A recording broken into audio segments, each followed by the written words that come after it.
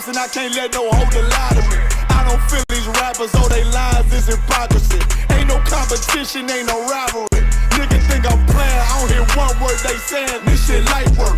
Think Muhammad one of us, he might lose his life first. Circle up and stay alert. Another cop just stretch the nigga. He a demon, this an exorcism. Watch I bless the nigga. You took that oath in blood, then you know I'm gon' get active with you. From the opposition, I see vision. Let me paint the picture. Rappers claim they spin, I ain't listening. Is in fact the fear. Revenge was a woman, now I stroke that bitch like Jack the Ripper. War, we gon' run the summer. It's gon' be historical. Thought they making plays, made them niggas call the audible. Ask who run this shit, but that question is rhetorical. Bitch, I'm the one, me cookies with the oil. I'ma get them crackers, hell, should've never kidnapped my family. I came to do damage, bet I be the last nigga standing. Do a life sentence for my niggas, pray you understand me. I might put a switch on this Glock and call it young baby. How you real triggering on them dots? You a bird feeder, claiming he a demon. What's a demon to a cold leader? When he saying something, I ain't hear him. This shit light work. It ain't about who got the gun, it's about who gon' up that pipe first. I turn a bad situation to a game changer. Bring soldiers from the dead, just raised up the chain frame. Shots, I'ma look like Aaron Jones when I run it. Never bite the hand and feed you, you'll never get that hand back. He bitchin' about 10%, I don't wanna hear none of that. He dropping sword, fuck him, just make sure you get that cover back. Look around, he ain't with us, probably cause he never was. Now my chin like you with the angels for your brothers. Everybody wanna be Richard Porter, God kill him like Alpo. Play if he want, it's laying in the trunk like Lee Malvo. I'm a certified woman's ass nigga, I am not a toy. Hey, I with that hollow side, yeah, this the real McCoy. Feel like Gullah Jack when I'm in Fayetteville, you feel your boy. Still up on my bread, still I think that's all that I do. The way I get that boy lost, they gon' start to call him Elroy. Fuck his game, pop out on them demons like I'm Hellboy.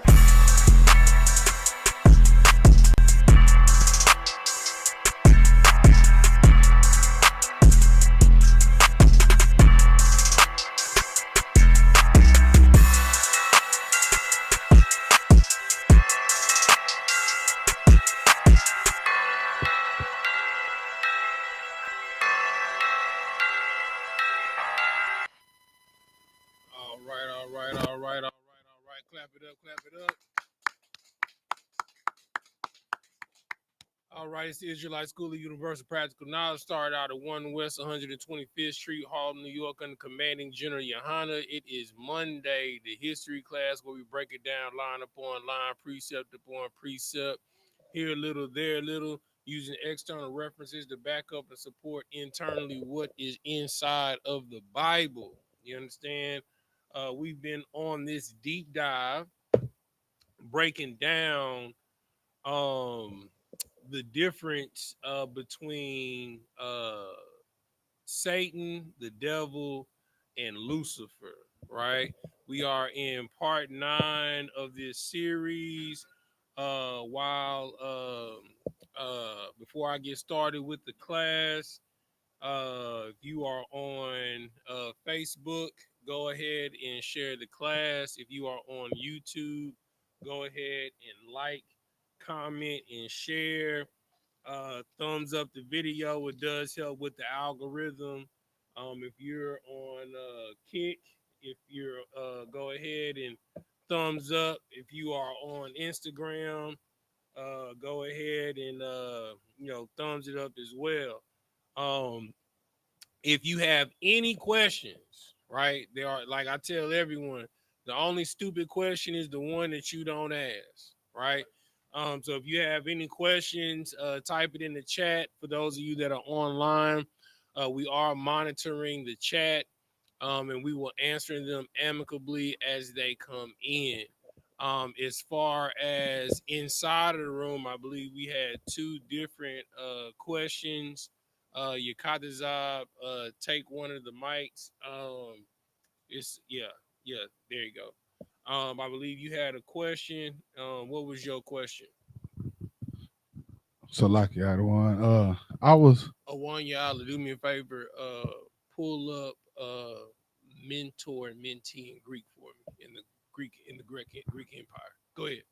I was doing some research on like the Greeks and the Romans, and they had some real disgusting practices like pedophilia. You know, they used to be real heavy on homosexuality. Um, and they was real like deprived when it came to women. Like they would do real barbaric things with women. You get what I'm saying? And I would be like, those Epstein's files is, a big thing, and they trying to hide it, and they had like they was like doing this on the island, like they had this dude named Caligula that I was, you know what I'm saying, looking at. He was doing like weird stuff like that, and I Mm-hmm. was just seeing how they ain't changed, man. They hiding. They just good at hiding the things they doing now. You get what Right. I'm saying? But basically, I would say how those Epstein files and that kind of stuff go together. Okay. All right. No sweat. No sweat. That is a very very very good question, right? Um, and I'm gonna pose a question to answer your question. Um, do you know the correlation of the mentor and mentee relationship in the Greco-Roman Empire? It's like when they like molest little boys. Yes, but what give me the full broad picture. What does it mean to be a mentor and a mentee? Basically, like the little boy would like follow around like a general or like a soldier or something. And when he follow around the soldier, he'll like carry his boots and his swords and stuff like that. And he supposed to be learning about, the man supposed to be teaching him how to be a soldier and stuff. But they usually like be molesting the little boys too. They would be molesting them, and like it was real common, and it just wasn't just like looked down on either. It was like that's just how it was. Like what you had, it was like being not in prison, but in prison. You get what I'm saying? If that Yeah, makes sense. yeah. That I mean is kind of on it, Hmm. but not all the way. All right. So to understand the mentor and mentee relationship, the actual term for it is called pederasty, right? Uh-huh. Pederasty in ancient Greek. This is what you would like to call what we currently call in industry paying your dues, Right. right? Or what they call sitting on the couch. You know what I'm saying? Couch what they call them couch auditions, right? Okay.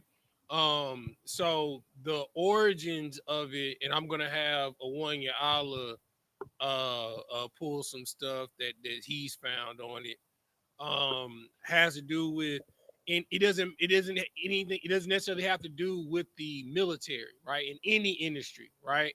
If you wanted to be a philosopher, if you wanted to be a musician, if you wanted to be a painter, a sculptor, if you wanted to work in politics, right?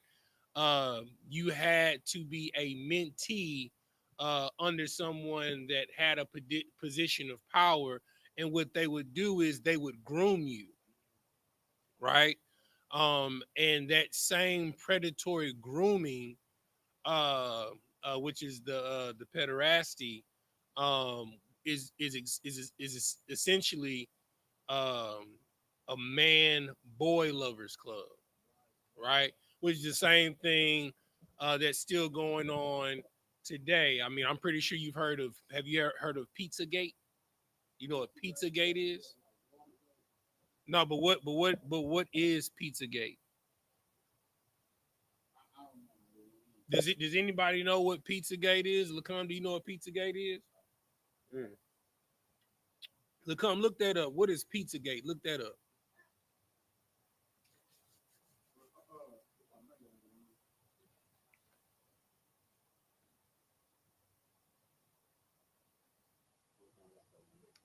One Yala.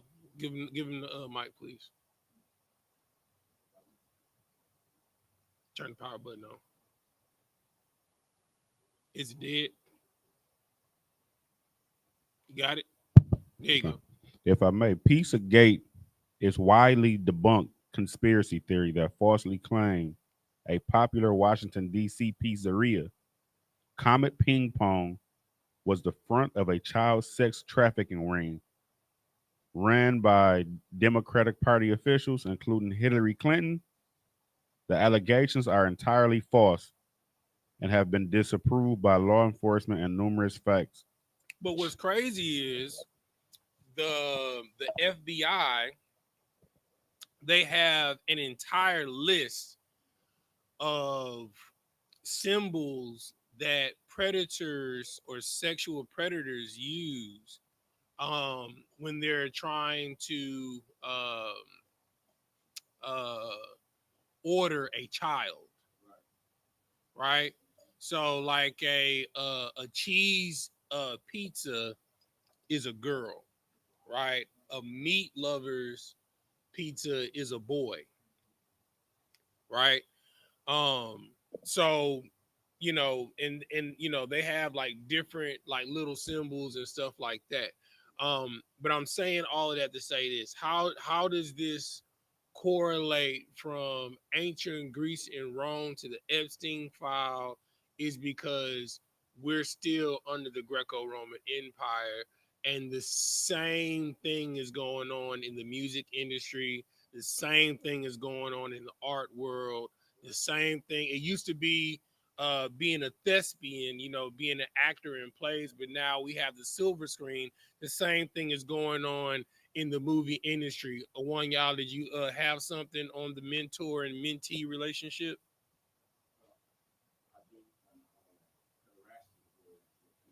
Mm-hmm.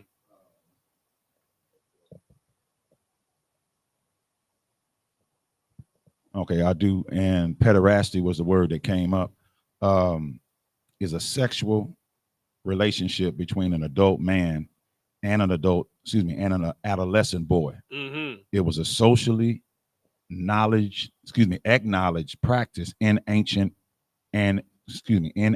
Greece and Rome Mm-hmm. and elsewhere in the world, such as pre-Meiji Japan. Mm-hmm. Right? Less frequently, it involved an adult woman and an adolescent girl. Right? Mm-hmm. Okay. Now, they have some scholars that locate the origin in a initiation ritual. It's a what? Initiation ritual. It's a what? Initiation ritual. Right? So that's what you have to keep in mind, right? So everything that took place on Epstein Island was what, a one y'all? The origin is an initiation ritual. It is an initiation ritual, right? So in this world, you can only get to a certain level on your own, right?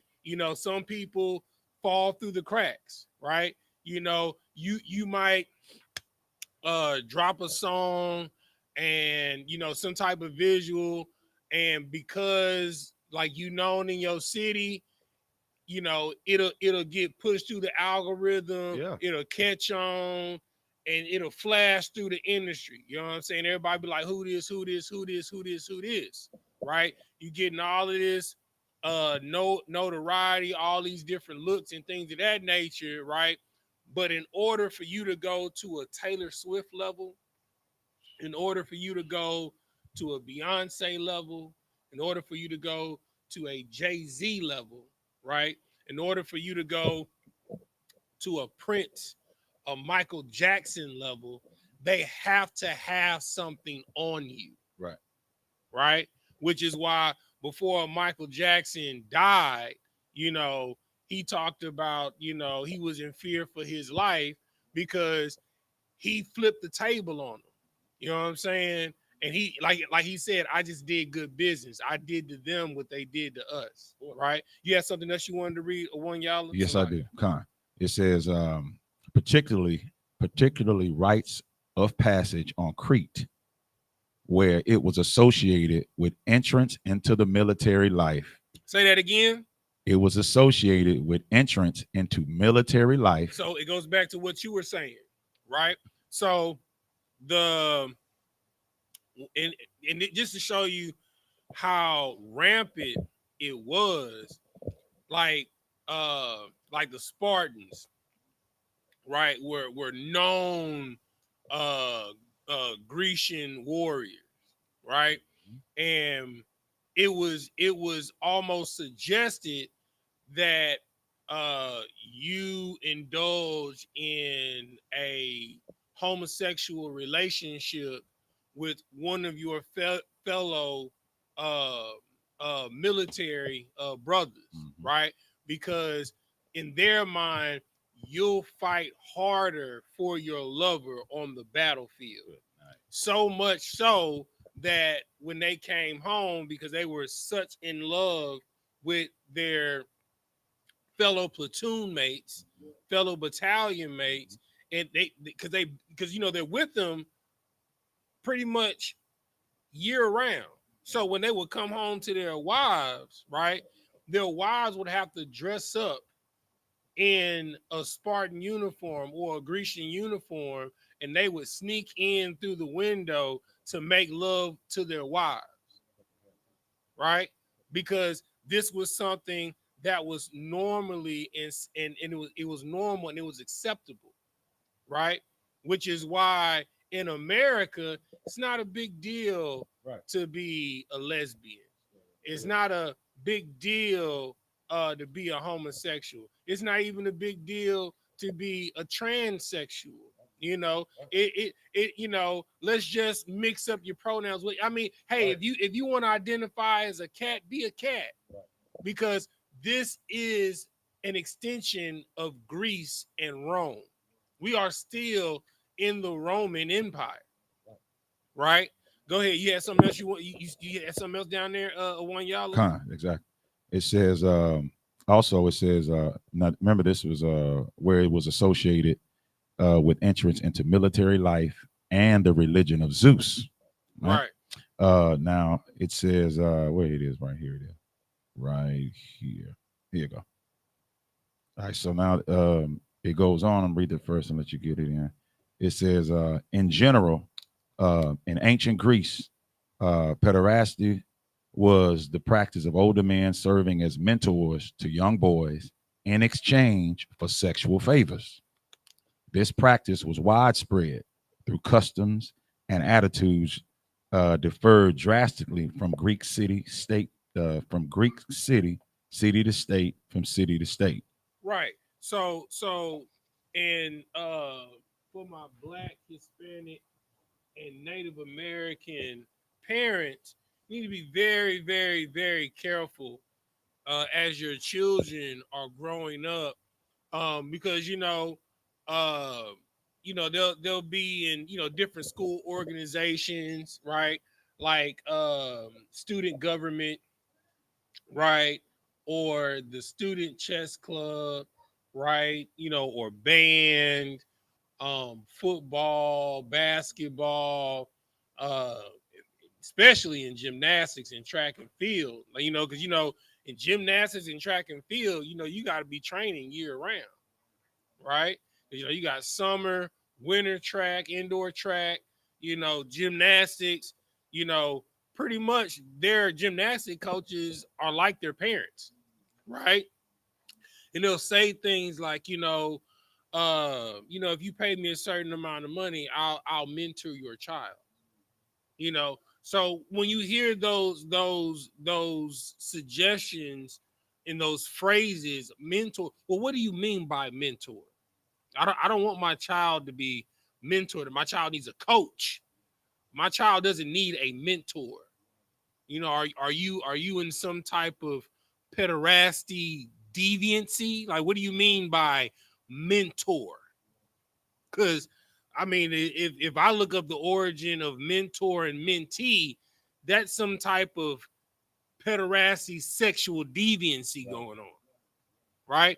You got to pay attention to these words, right? Oh, Lacom, you had your hand up, brother?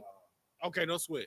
You like, I'm very big on um, uh, dictional origin of words, right? That's why I tell people that come into the school outside of learning Hebrew, one of the most important languages that you can learn is Latin. I'll give you perfect example. Just a quick lesson outside of the lesson that we're teaching on, right? Does anybody, well, just real quick, somebody look up the word origin for the word virus. Just look that up for me. The word origin.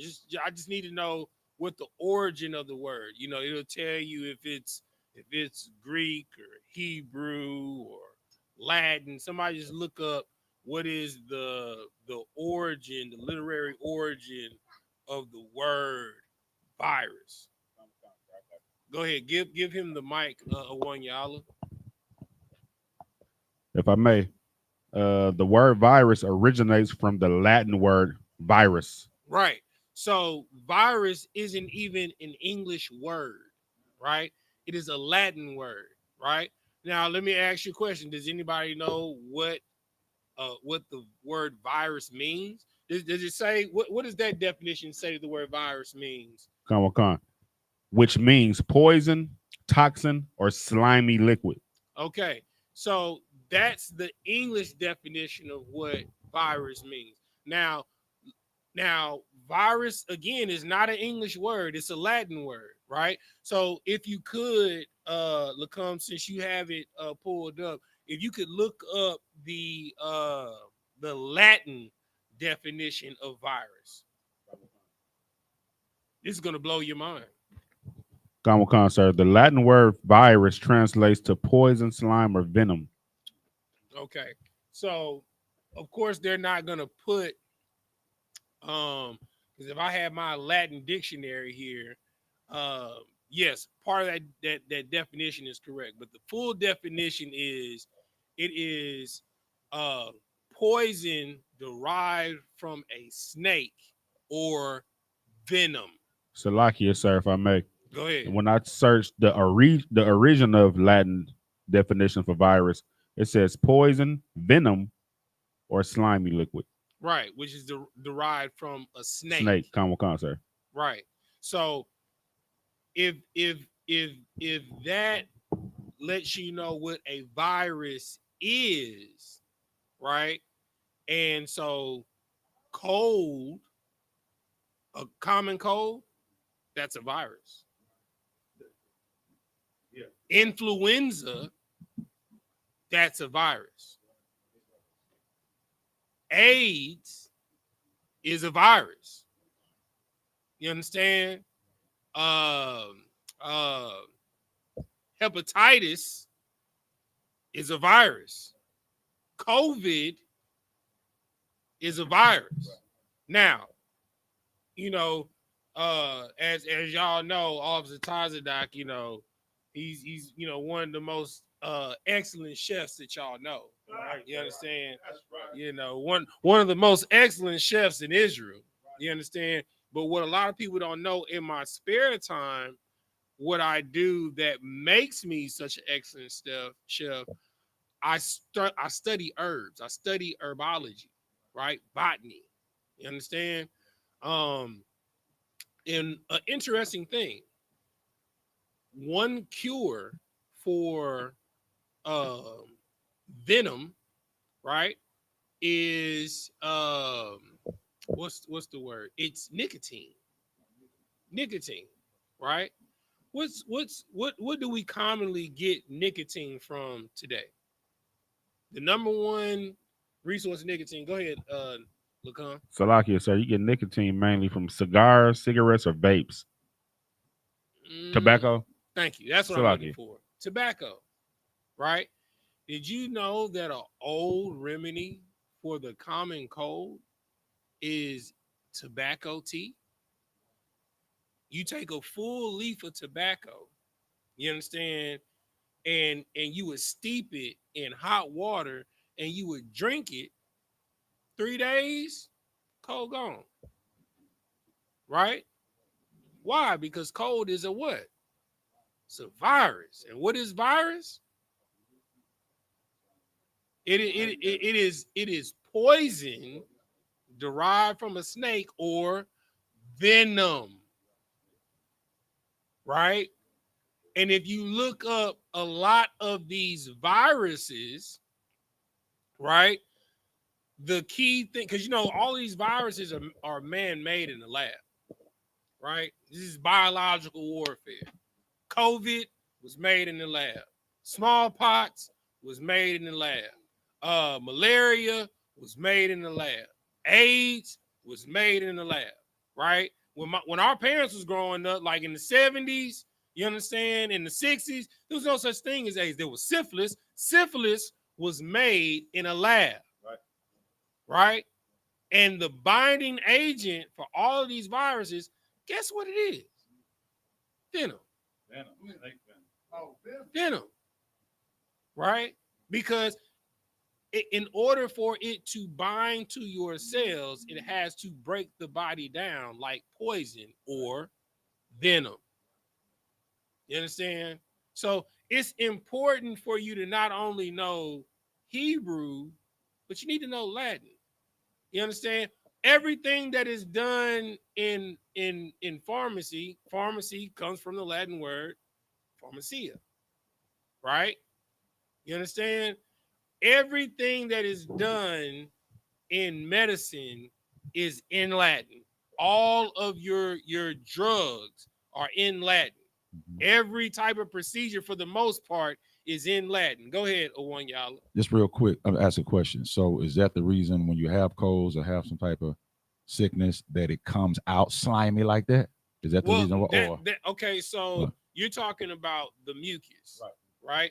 So that's a byproduct, right? That is a byproduct of so okay. So when you are poisoned by venom, right? It breaks down your body in a concentrated manner, like the common cold, and you end up suffocating. Your lungs end up filling up with liquid. It's almost like you're drowning, right? You know, and you swell up and you get inflammation, right? So when you get a common cold, the common cold goes unchecked. What does it turn into? Pneumonia. You understand? Right? And another attribute of a common cold is fever and what? Inflammation. Right? Same thing with the flu, right? Flu is a what? A virus. You know what I'm saying? The same things that happens when you get a poisonous venom bite. You understand? You get a fever, you get inflammation where the bite is, right? You understand? And if it goes untreated, you end up coughing, getting built up mucus because your lungs are getting flooded. It affects your respiratory system, right?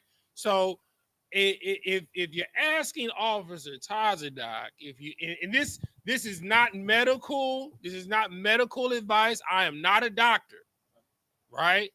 But if you want to get rid of the cold and flu, you should have herbs that deal with venom, right? That help with like snake bites and venoms and antitoxins, you know, natural things like slippery elm, you know, tobacco leaves, right?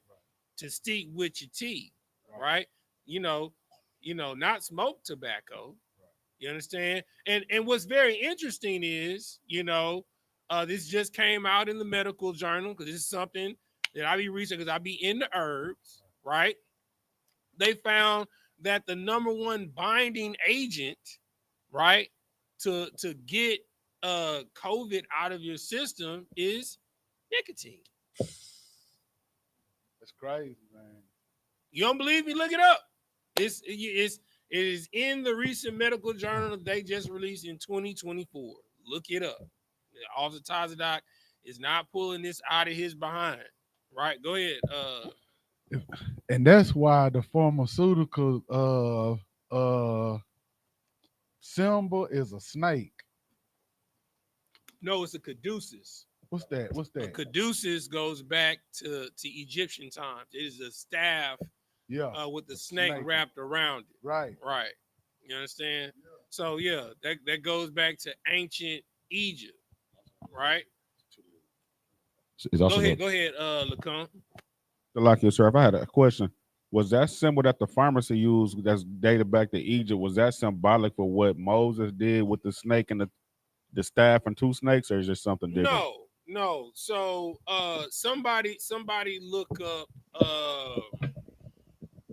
yes, the word is caduceus. Somebody look that up, and then I want somebody to look up the word origin, the Latin origin for the word pharmacy. Right? So one thing that I'm gonna tell every brother and sister in the school that you should have, right?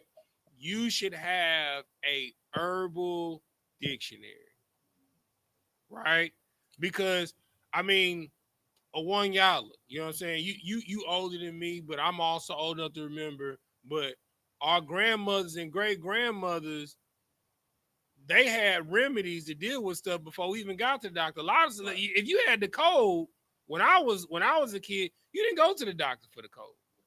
If you had the flu, unless it was like a severe flu and you got influenza, you didn't go to the doctor for that, right? Because your grandparents had a remedy for it, right? The reason why, disease is running rampant in the world is because we're so far removed from our roots, right?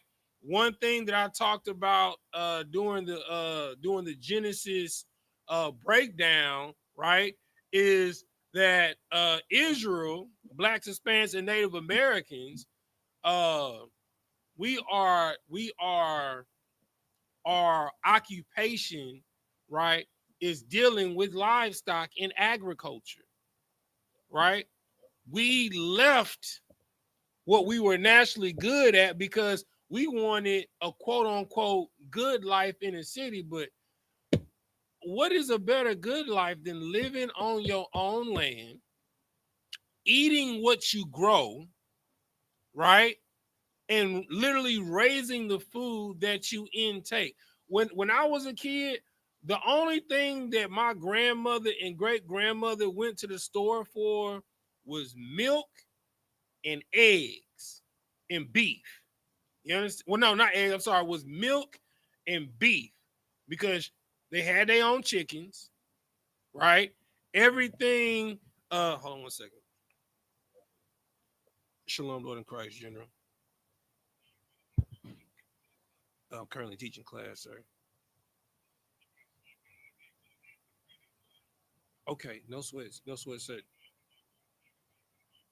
Just worked up.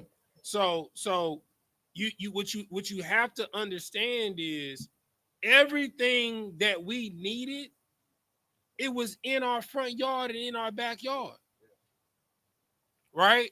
If my grandmother wanted to make a sweet potato pie, you know what she did?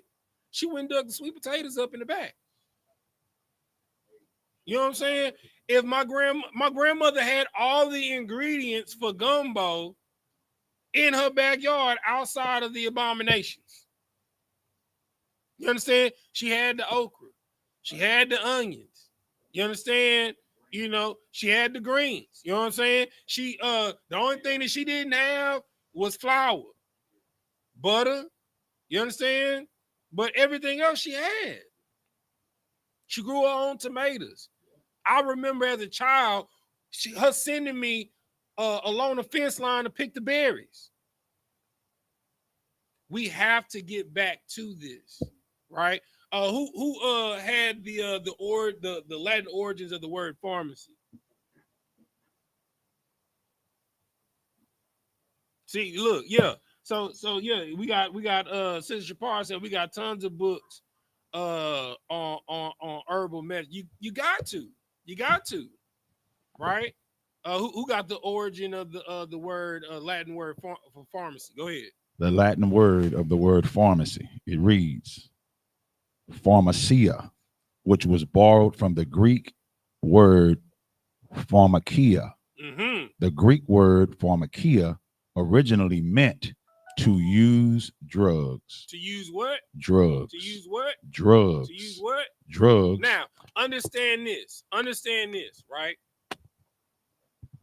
It's a difference between herbs and drugs, right?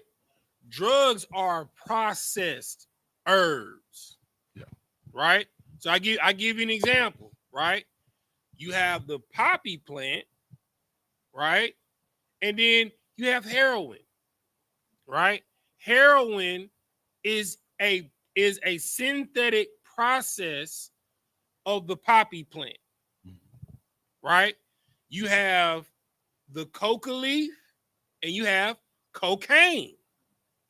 Cocaine is the processed form of the coca leaf. Go ahead, Lacombe. If I may, would the Ibris papaya plant be considered as a herb or venom? Yes. I mean, a medicine. Look, the scripture says that the herb was for meat, right? The herb that the Lord, there is an herb for everything that you need. You understand? Like, you know, and I'm gonna throw something else out there, right? You know, they got these aeroponic and hydroponic gardens that you can get on Amazon. You know, everybody like Commanding General YAHANNA gave an order, right? Shout out to Captain Katazar with Prime Sprouts. You know, he stepped into the order. You understand? Myself, you know what I'm saying, and my wife, we stepped into the order. We got a 3-tier hydroponic system at the house. They have aeroponic systems. You know what I'm saying? Like, if you don't have a house or a land, it's no excuse for you not to be able to grow your own food. You understand? My wife, she's currently you know, studying to get her certification to be a herbalist. You know what I'm saying? Like the teas that my wife be making for me, bro, like it'll blow your mind, bro. You understand? But everything, like if she, well, baby, what's going on with you? And I'd be like, it's this, and this. We got the, like I told you, we got a herb Bible, we got an herb dictionary, right? You understand? We even got a Native American herb Bible, a herb Bible, right? They have herb almanacs. You know what I'm saying? She'll flip through it. You know what I'm saying? And she'll look. We got all of these mason jars in the house. You understand? And she keeps like even like whenever we go to the farmer's market, we got this herb lady that we go to. Issacharite. We go over there to Azteca Farmers Market here in Houston. If you here in Houston, you understand? Go with your Issacharite brothers. They will take care of you. You understand? Everything, like the only thing that me and my wife that we go to the real grocery store to buy is protein. All of our produce come from Isupk. It's a better deal. You're gonna get a better bundle. I mean, hell, the amount that you'll buy for like 3 or 4 avocados, you can get a whole box messing with Isupk. You know what I'm saying? Like they'll charge you $25, $30 for one soursop in HEB. You go deal with Isupk, he gonna shoot it to you for 15. You understand? Well, you be able to get 2 for the price of 1, because soursop is a super fruit because it battles what? Cancer. You understand? You go to the grocery store, anything that has soursop in it, you paying an arm and a leg for it. You go to Sprouts or Whole Food. If you just buy one, you might spend $35 to $40 for one soursop. You understand? But Isupk got it for you. You know what I'm saying? So these are the things that you have to focus on, right? You have to focus on taking care of not only yourself, but your family.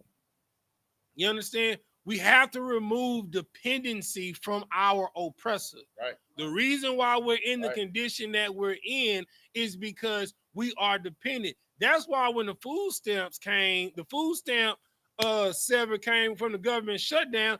That's why it affected, it affected the Edomites, the white people, more than affected the black people, because they abuse the system more than we do. But it hit us hard as well, right? Because we're dependent, right? Everybody, I don't care if you have an apartment. You understand? I don't care. Well, oftentimes I can't afford an aeroponic garden. I can't afford a hydroponic garden. But you know what you can afford? You can afford to go to Home Depot and Lowe's and buy you some of them raised beds and some dirt. You understand? Yeah. A 35 pack of herb seeds costs you $27. Ask me how I know, because I have it. You understand? I got a 100 non-GMO seed kit for fruits and vegetables. Ask me how I know, because I bought it. There's no excuse. You go to the grocery store, you buy you some bell peppers. Don't throw them seeds away. Right. That is an endless supply to feed yourself. Man. You go buy an orange. You like the way that orange tastes? Keep the seeds. You understand? Yeah. The issue with blacks, Hispanics, and Native Americans, we have OD'd on convenience. That is what's killed our nation and our community. Go ahead, Owen, y'all. Just to ask a quick question.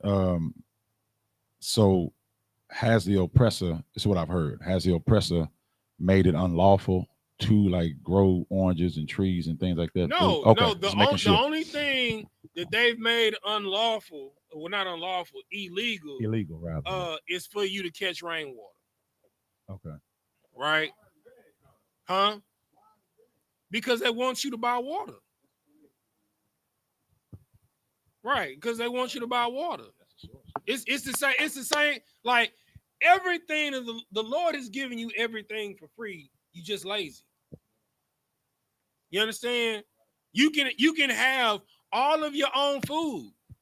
You understand? If you got a house with a patch of dirt, I don't care if you're in your apartment complex, you live on the first floor, you got a patch of dirt in front of your apartment. Use the patch of dirt. You got a patch of dirt behind your patio. Use the patch of dirt. You think they're gonna say something to you for growing? Look, I stay. You know, my wife say I stay in the hood. Whatever. I like being around my people. Right. You understand? But these apartments that I used to service on Bob White, you understand? It ain't gonna lie, it's the projects. You understand? But one thing I tell you about I.S.U.P.K, you understand? In front of their apartment complex, they got avocado little miniature trees in pots. You understand? They got corn growing in large stocks in beds in front of their apartment on the floor. They got fig trees right there growing in pots. Like they have everything growing right there that they want. They got like little onions, green onions in pots growing. Right? It's no excuse. You just lazy. Right? Anything that you buy that has a root, like you buy an onion, you know what you do with that onion? You cut it in half and you cut the end. Put that in the ground. You still see the root on it, right? Guess what's gonna happen? You're gonna grow another onion. You understand? Your potatoes start getting old and they spud. You know what those spuds are? They're roots. To do what? Grow new potatoes. You understand?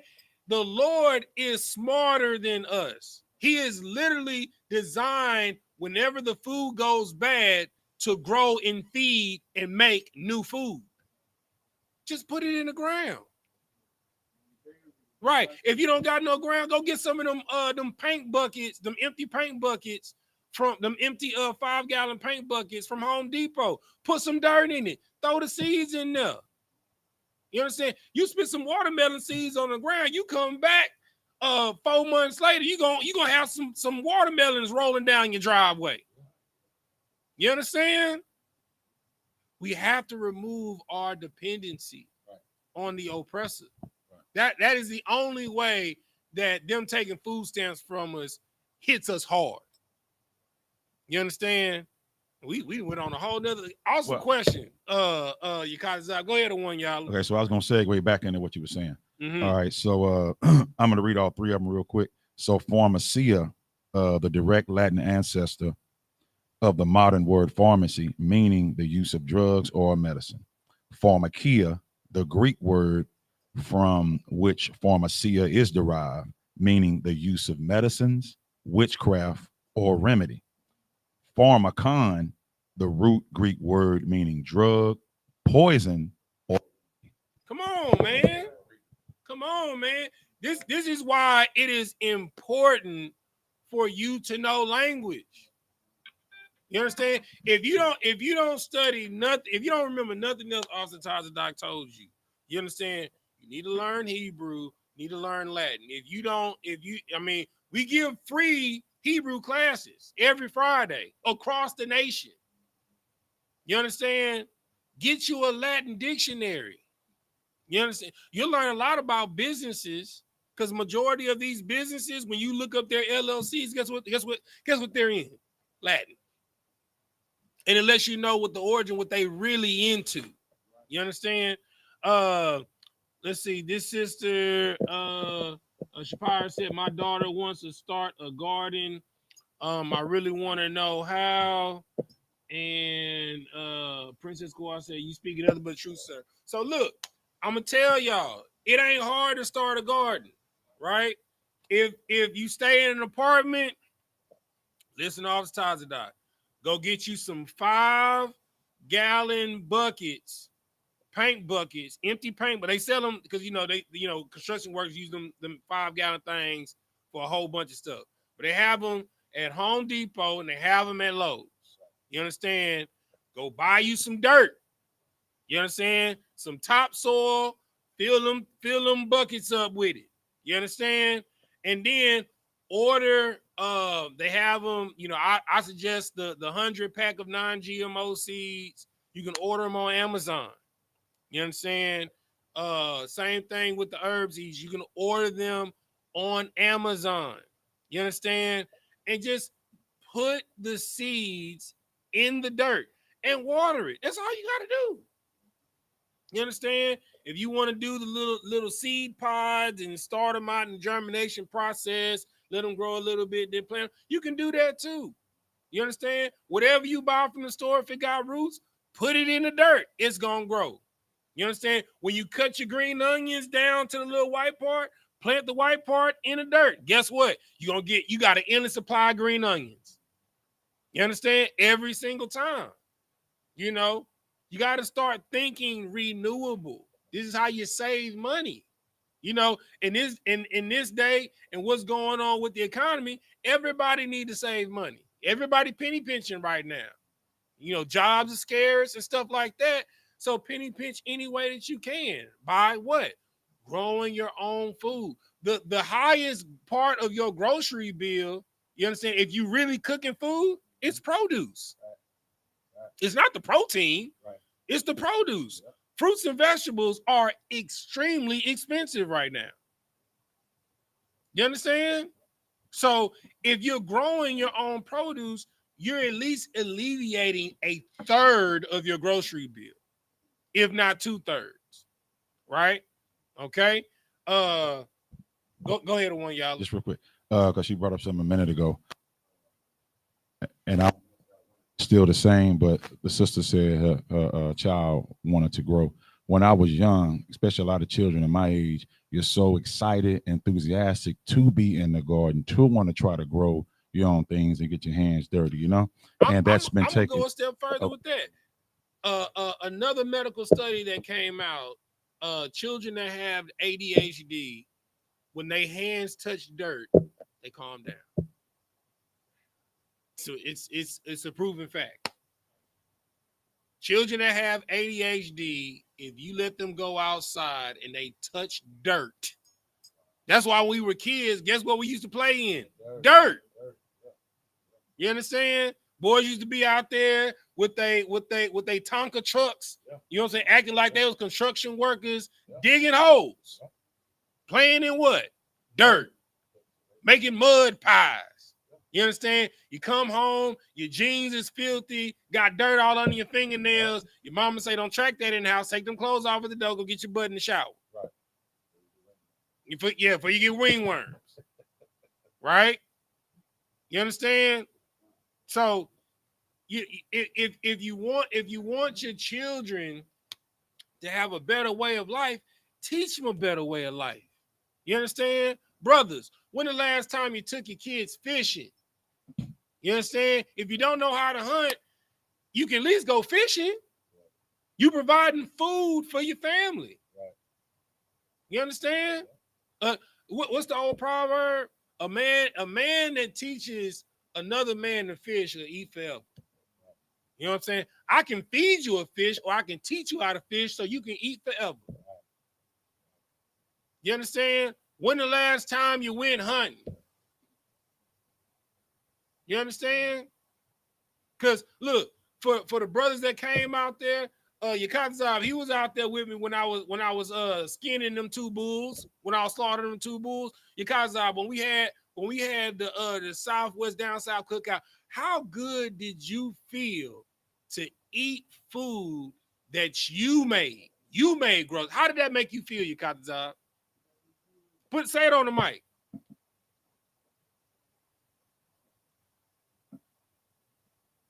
It was a very surreal feeling. It made me feel like a man. Very good. Yeah. Like it a made man. You feel like a man. That's right. You understand? Right. Like you took part in butchering the bull, taking out the guts, burying the entrails and the guts in the ground. You understand? You got your hands dirty, got in there with that knife and getting in there between that hide. You understand? Like we've become too far detached from what it takes to make. You want to eat ground beef, but you don't know how to make ground beef. You know what I'm saying? You want a T-bone steak, but you don't know what part of the bull it come from. You want roast, but you don't know how to go get roast. You understand? You want wing. If you realize the amount of chickens that it takes for you to just eat only flats, you'd be disgusted with yourself because it's wasteful. You understand? Like, the average person go through a 12 piece of wings. It's only 2 wings on a bird. You understand? So that means in order for you, one person, to eat a 12 piece of wings, that means 12 chickens got to die. You so far detached from your food. It's just something that you can order online or something you can just go to the grocery store and get, right? But I remember my grandmother chasing the chicken in the yard and wringing his neck. You understand? I remember my great-grandmother, she had chickens and roosters running around. You so far removed from what it literally takes to make food. You love the way a burger tastes, but you don't know how to make a burger. You understand? Like all of that is, all the miscuts that we had when we was butchering. You know what I'm saying? And then we mixed it with the beef fat, the tallow. You understand? You go to the store and you look at ground beef and you see 80-20. You know what I'm saying? Lean or 60-30 lean. You know what I'm saying? Or 100%. You don't even know what those numbers mean. Right. That's the fat to muscle ratio. You understand? Like you love eating hot dogs and sausages, but you don't know how to make them. That's the number one thing that be on the pit. Glizzies and burgers. sausages, glizzies, and burgers. Right. But the original casing was the intestines. You would have to clean out all of the gunk in the bile to clean the intestines, you understand, from all the feces just to have casing to make sausages and soak it. You so far removed from the process, you understand, you didn't OD'd on convenience. We as Blacks, Hispanics, and Native Americans, we got to get back to our culture. We not the original cowboys for no reason, because it's in our DNA. Joseph told his brothers when we go before Pharaoh and he asked us our occupation, you understand? You tell them that we're shepherds. That has been our occupation from the beginning. We're shepherds. You understand? That's the like Blacks, Hispanics, and Native Americans, we have a special bond with animals. I saw a video of a little black girl at SeaWorld, you understand? And it was like she was controlling the dolphins. You understand? The dolphins would move where she would move. Yeah. She would send the dolphins here, and the dolphins will go there, and she'll run to them, she'll send them there, and they'll go there, and she'll meet them there. And the little white kids would try and do it, and the dolphins wouldn't respond to them. You understand? It's because we're natural shepherds. Yes, the Lord gave us dominion over the animals. Man, come on. You understand? He said, the fatness and the dew from heaven belongs to us. The dew of the earth and the fatness of the fatness of the earth and the dew of heaven belongs to us. That's why there's nobody more spiritual than a Black, Hispanic, or Native American. Can't nobody praise the Lord like a Black, Hispanic, or Native American. When we make music, you understand, it resonates with the fiber of the world's being, because that was given to us, and you just want to give it away. You understand? And we got to get back to it. You understand? So, Lacum, you had a question.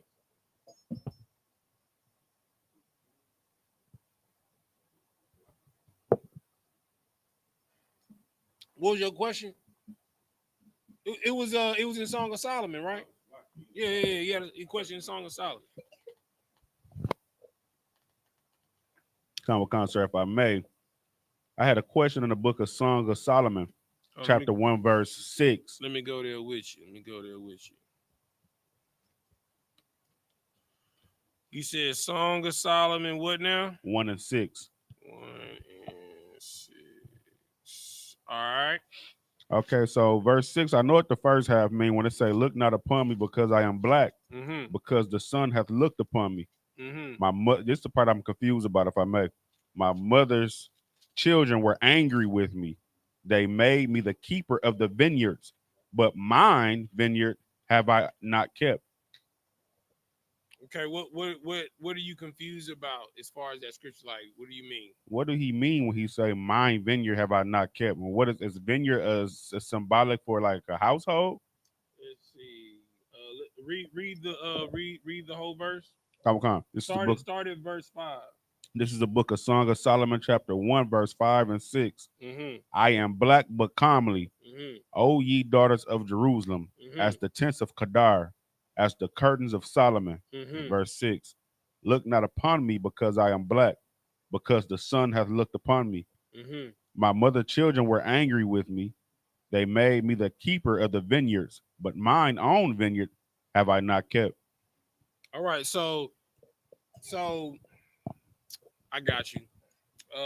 Give me, what's the scripture I want? Okay, that's one. Go to that one, y'all, but that ain't the one I want. While I'm looking for the one I want, go ahead and read that one. Sir, you want me to read it? Yeah. This is the book of Isaiah chapter 5, verse 7. For the vineyard of the Lord of hosts is the house of Israel, and the men of Judah his pleasant plant. And he looked for judgment, but behold, oppression, for righteousness, but behold, a cry. Hold on, read it one more time, Salaki. This is the book of Isaiah chapter 5, verse 7. For the vineyard of the Lord of hosts is the house of Israel, and the men of Judah his pleasant plant. Mm-hmm. And he looked for judgment, but behold, oppression, for righteousness, but behold, a cry. Keep reading. So, like, let me go to it. Let's see. Come on. Verse 8. Woe unto them that join house to house, that lay field to field, till there be no place, that they may be placed alone in the midst of the earth. Mm-hmm. Okay, so what you, hold on, make sure parable. Sorry. Go to, there we go. This the one I want. This is what's going to explain it. Go to Matthew 25. Come on. Matthew 25 and 24. This the precept that I wanted. This is the book of Matthew chapter 25 and 20, verse 24. Red letters. Then he which had received that one talent came and said, Lord. Oh, start at let me go there with you. See, 25. See, that parable starts at dang, it's the beginning of the fourth. It started verse 14. Matthew 25 and 14. Right. This is the book of Matthew chapter 25, verse 14. Mm-hmm. For the kingdom of heaven is as a man traveling into a far country, who called his own servants and delivered unto them his goods. Mm-hmm. Verse 15. And unto one he gave 5 talents, to another 2, and to another 1, to every man according to his several ability, Mm-hmm. and straightway took his journey. Verse 16. Then he that had received the 5 talents went and traded with the same, and made them other 5 talents. Verse 17. And likewise, he that had received 2, he also gained another 2. Verse 18. But he that had received 1 went and digged in the earth and hid his Lord's money. Verse 19. After a long time, the Lord of those servants cometh and reckoneth with them. All right. So in Song of Solomon 1 and 6, right? Okay. So it says that they were angry at me, right? Let me read exactly where you were. All right. Look not upon me because I am black, because the sun hath looked upon me. My mother's children were angry with me. They made me the keeper of the vineyards, right? But my own vineyard have I not kept. All right. So, okay, this goes back to what we were just talking about, right? Blacks, Hispanics, and Native Americans, we are OD on convenience, right? We want the reward of burgers, beef ribs. You understand? We want salmon. We want red snapper. You understand? We want fried chicken. We want a roast con pollo. You know what I'm saying? We want quail. But you don't want to go through the process of making it. You know, it's to the point now you don't even want to cook your own food. You want to Uber eat it in. You know what I'm saying? Let alone grow it, right? So you rather someone else tend to your vineyard. You understand? And then you get angry with the person that's tending the vineyard because they're not tending it fast enough. Right? So it's just like in this parable, right? The Lord, right? He got in this parable is talents, right? So as he's going away, right? He got to go on a long trip. All right, y'all my servants, right? I'm about to go on this trip. I'm gonna be on the road. I'll be back in 2 years. I'm gonna give each of y'all some talents. You know what I'm saying? When I get back, I'm expecting some return on my talents. You understand? So I'm giving y'all vineyards to work. All right. I'm putting in perspective of what the scripture is talking about, right? I'm giving y'all vineyards to work. If y'all at least work the vineyards or hire hands to work the vineyards that I'm giving y'all, when I get back and I'm settling and I reckon with y'all, you understand? We gonna be able to really break bread. You understand? Keep reading. Verse 20. Mm-hmm. And so he that had received 5 talents came and brought other 5 talents, saying, Lord, thou deliverest unto me 5 talents. Behold, I have gained beside them 5 talents more. Right? So you didn't gave me 5 vineyards, right? Since you've been gone, and I'm just saying because I gave the example 2 years, you've been gone for 2 seasons. The what I bared from the first vineyard, those seeds, you understand, and from what I sold, you understand, from that first vineyard, I was able to buy 5 more vineyards. And I used the seeds not only that I got from this vineyard, I was able to plant here. So I got 5 more vineyards, but we got 10 vineyards, baby. You know what I'm saying? Keep reading. Come, verse 21. His Lord said unto him, Behold, Salakia, his Lord said unto him, Well done, thou good and faithful servant. Mm-hmm. Thou hast been faithful over a few things. I will make thee ruler over many things. Enter thou into the joy of thy Lord. See, and this is an awesome lesson, right? Because remember, in the verse that you pulled, they were angry with him because he had to look after the vineyard, right? Right. So, what most people don't understand, the 50 cents, the Jay-Z's, give me another Kanye West, all these people that you praise and all of this stuff, they have a lot of people that they pay. You understand? In order to wear the crown and to be the man or the woman, you understand? You got to be the greatest servant, right? And what ends up happening is just like the story with Moses. Moses, you know, people get mad when I say Moses is a lot like Commanding General YAHANNA, right? Because Moses, the Lord called Moses to deliver the children of Israel, but once they got into the wilderness, the Lord was talking to everybody. You understand? The Lord was speaking to everybody, right? The reason why Moses became the voice of God, right, is because they said, no, Moses, you talk to the Lord and you be held accountable lest we die, right? Well, when Moses started doing all of these miracles, you know what I'm saying? When he was calling quail out the sky, manna in heaven coming out of the sky, you understand? We got a pillar of fire by night and a cloud of smoke by day. You understand? You know, following us. He go up there, be chilling up there with the Lord and the angels. He come down radiated.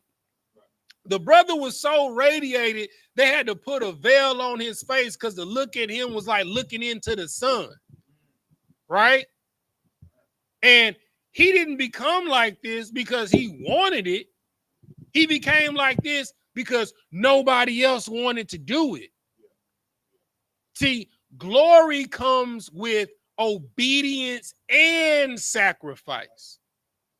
You understand? Commanding General YAHANNA isn't Commanding General YAHANNA because he made himself Commanding General YAHANNA. You understand? He's Commanding General YAHANNA because everybody else left. Nobody else wanted to hold up the banner of the UPK. So he was like, okay. And Ariel told him, well, you keep teaching the truth. And that's what he did. And it went from him and the generals, you know what I'm saying? You know, and to we in the UK now. We in Quebec. We in Argentina. We in Canada. You understand? We in the Caribbean islands. We in the Virgin Islands. We in Mexico. We in Puerto Rico. You understand? We got a brother in South Africa. You understand? So it takes you being willing to do what nobody else is willing to do. What is that? Work.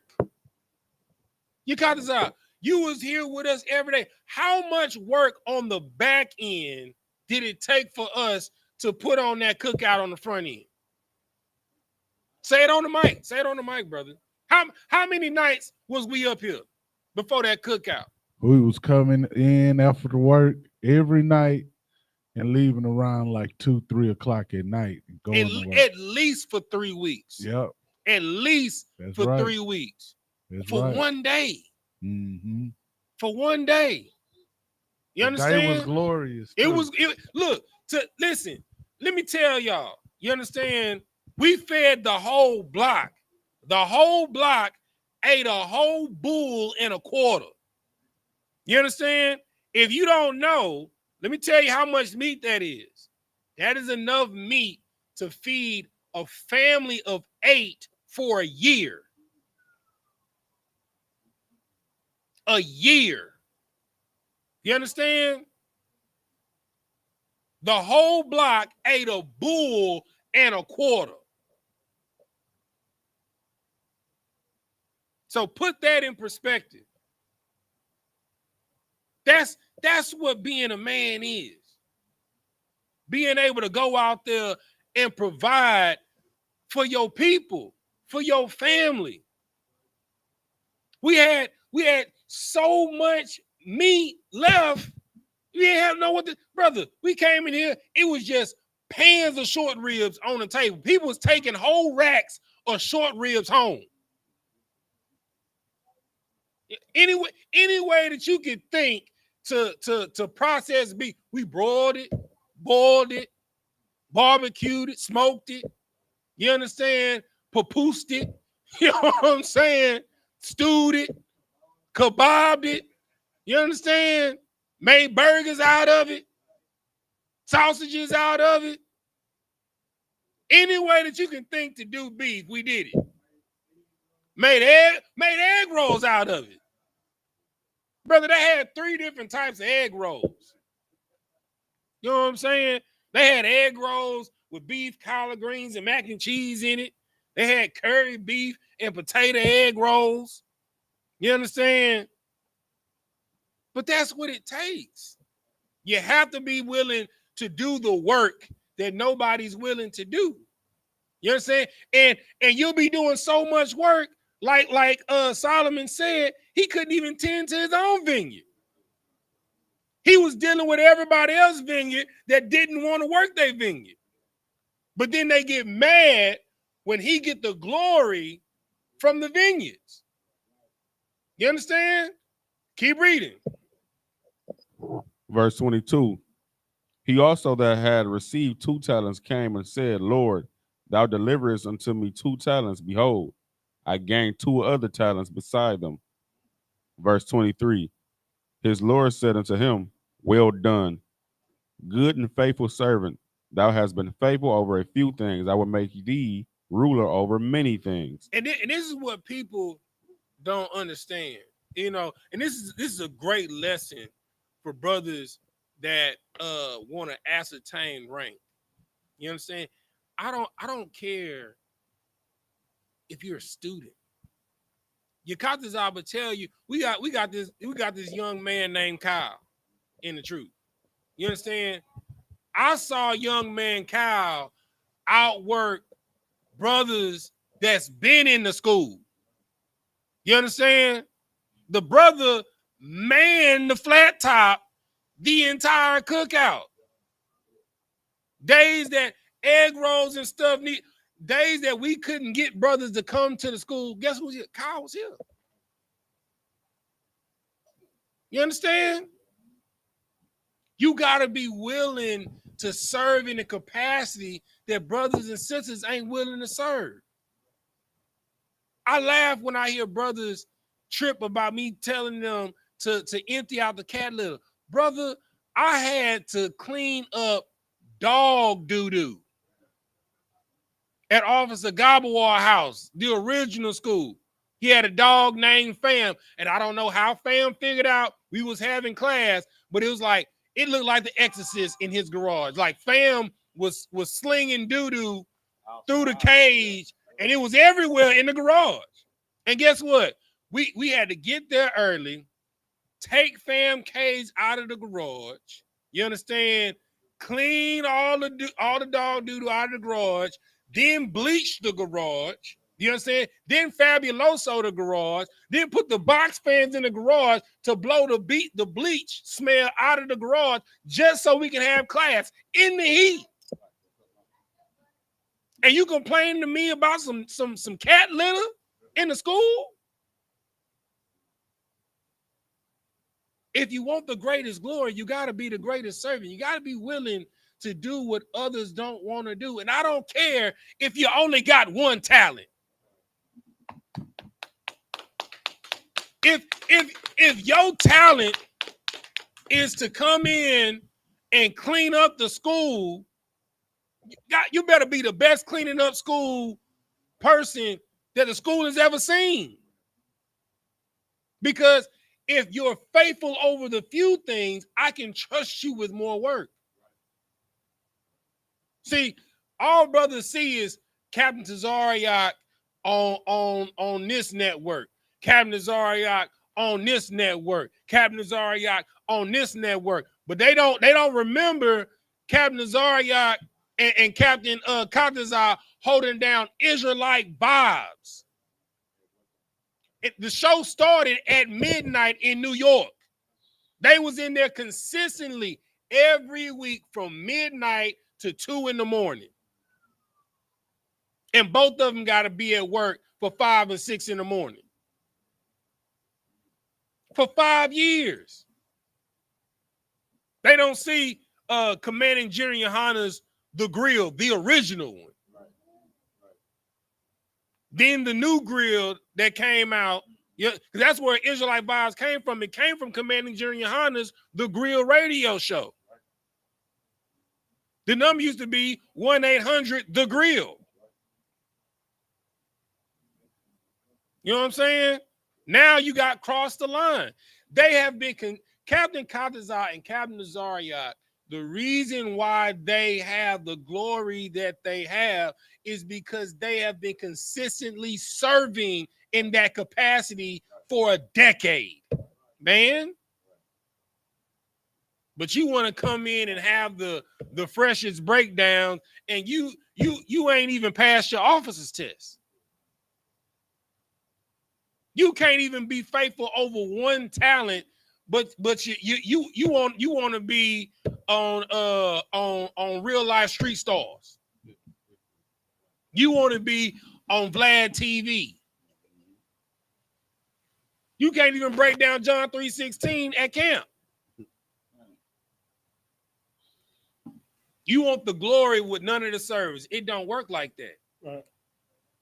And on topic, that's a demon. That is a demon.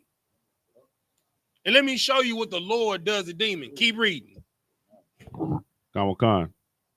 Verse 23, his Lord said unto him, well done, good and faithful servant. Thou hast been faithful over a few things. I will make you ruler over many things. Enter thou into the joy of thy Lord. Verse 24, then he which had received the one talent came and said, Lord, I knew thee that thou art an hard man, reaping where thou hast not sown and gathering where thou hast not strawed. You understand? Now, let me tell you something. You understand? Like, Commanding General YAHANNA has put in so much work that the Lord allowed him to do, right? That he held the banner up and has built the school up to where it is now. To put this in perspective of what this parable is saying, when commanding general YAHANNA and generals, they go to the Midwest cookout. You know what I'm saying? The Midwest Fire Weekend. They come to the Down South cookout. They go to the Cali cookout. You understand? They go to the New York cookout. You understand? Or they going to Passovers in different cities. Guess what? They're going places and reaping what they had not sown. Okay. Commanding General YAHANNA is not physically here in Houston, Texas, but he is physically here in Houston, Texas. You want to know why? Because I'm here. Because Yakatazab is here.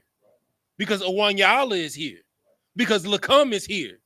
And when he come down here to check on us, guess what? He's reaping what he did not sow. Because he's a man after his father's heart. Right? And if you're a faithful servant, you better make damn sure when he comes down here that you have multiplied what he's giving you. Because when we got this zone, we didn't have a school. We didn't have a building. I just told you we was having class in the heat in Officer Gabawar's garage, smelling like bleach, feces, and fabuloso. In the heat, in the middle of the summer in Texas. You understand? Across from a Christian church. We having class blaring on monitors from the garage.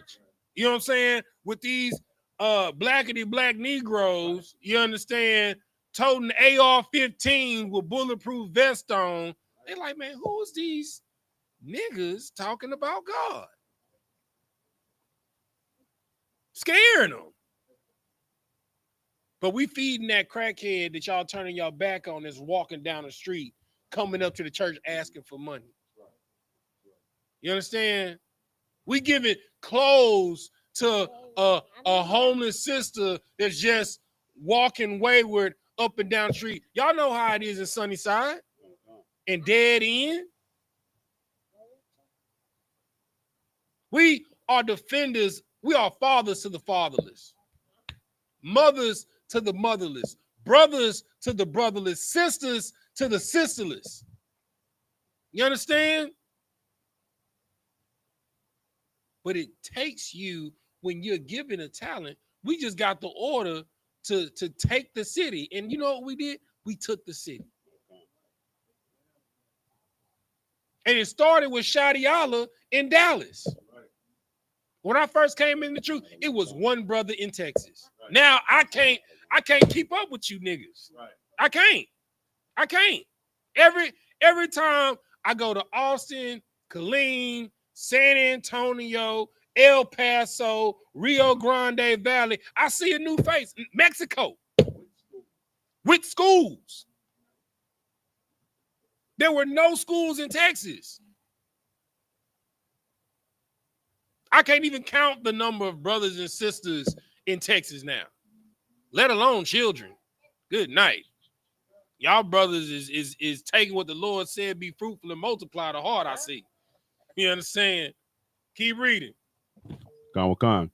Then he which had received, Salakia, this is the book of Matthew, chapter 25, verse 25. Mm-hmm. And I was afraid and went and hid thy. He was what? And I was afraid. He was what? Afraid. What is there to be afraid of?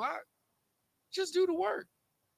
That's why the school has the moniker, no cowards, no excuses. Keep reading. And went and hid thy talent in the earth. Lo, there thou hast thy, Salakia, lo, there thou hast that is thine. Mm-hmm. Verse 26. His Lord answered and said unto him, thou wicked and slothful servant. He said what? Thou wicked and slothful servant. He said what? Thou wicked and slothful servant. You understand? That mean he got an order, you know what I'm saying, to tend to the vineyard, and he did nothing. He didn't go out there and trim and prune the vines. You understand? He just let it go and grow wild. You understand? Because he knew that, you know, he reaped where he did not sow. Okay. You understand? But if you would have just at least taken care of that one vineyard, took what that one vineyard produced, whether it be wine or the grapes, and you went and sold the wine and the grapes, you would have at least been able to give a return on the investment that the Lord gave you. See, brothers want rank, sisters want acknowledgement, you understand? But you're not willing to do the work. He who has the greatest glory has given the greatest sacrifice of servitude. Commanding General YAHANNA is the biggest servant in Israel. You don't see Commanding General YAHANNA flying on a PJ. He in coach with you, dummy. You don't see him in a Bentley. He riding an Uber with you, dummy. Right. So how dare you, when your Lord comes, that you don't have something to show thyself approved? How much more when Christ comes? Keep reading. Khan said, verse 26, thou wicked and slothful servant, thou knewest that I reap where I sowed not, and gather where I have not strawed. Verse 27, thou oughtest therefore to have put my money to the exchangers, and then at my coming I should have received mine own with usury. You understand? Like, brother, like, let think of it like this, right? If you would have at least juiced the grapes and sold the grape juice, not even the wine, if you would have just at least juiced the grapes and sold grape juice, you understand? You would have had something to present and give. You ain't even bust a grape in a fruit fight.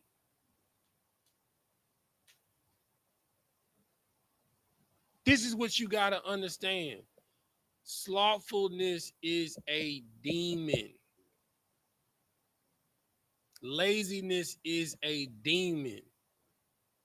And if you have this type of spirit that you want glory with no work, you understand? You want the convenience of eating food, but you don't want to grow it. You're a devil. You're a devil. You are the reason why blacks, Hispanics, and Native Americans are in the condition that we're in. You thought living in a city was better than waking up on your own land. You know, living off the grid is really paradise. You know that, right?